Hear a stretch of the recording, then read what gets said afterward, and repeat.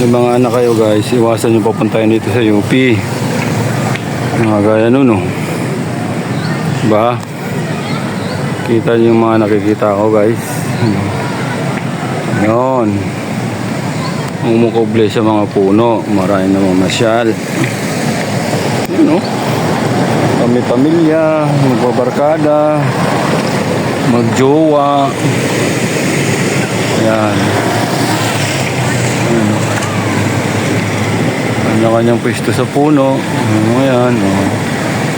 Diba? Oh. Hanggang gabi na yan dyan sila. Kasi wala namang bawal. Hanggang alas 10. Pasok pa yan. Oh. Kanya-kanyang pwesto. Yung mga yan. Oh. Diba? Yan sa UP Diliman. Tapos dito sa kabila, ganun rin. Mas marami dito. Mas maganda kasi dito eh. Ayan o. Kaya kung nagbabala kayong mamasyal dito, ayan o. Mas maganda dito. Ayan o. Kami pamilya o. Diba? Ang ganda. Ayan. Ayan. Ayan. Tapos pag may nakapayong, alam na yan. Yun, may mga nakahiga. Diba guys? Yung ganda dito. Diba? Ayan o, may mga partner o. Alam na yan, pag nakaganyan, nakapayong, mag-shoota dyan.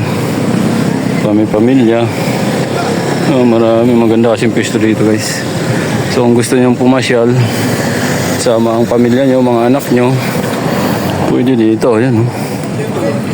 Ganda o. Diba? Nagpipicture-picture. Ayan guys o.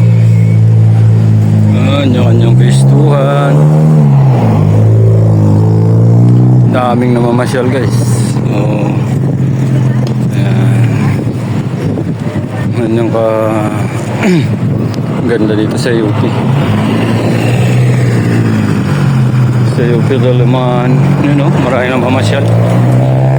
Diba? Mag-shoota, magpamilya, kanya-kanyang picnic, mag-tropa, kaibigan, kanya-kanyang pwestuhan lang guys. Diyan may mga naglalaro, may mga magjowa. The only thing that cannot be move you around is to trust yourself.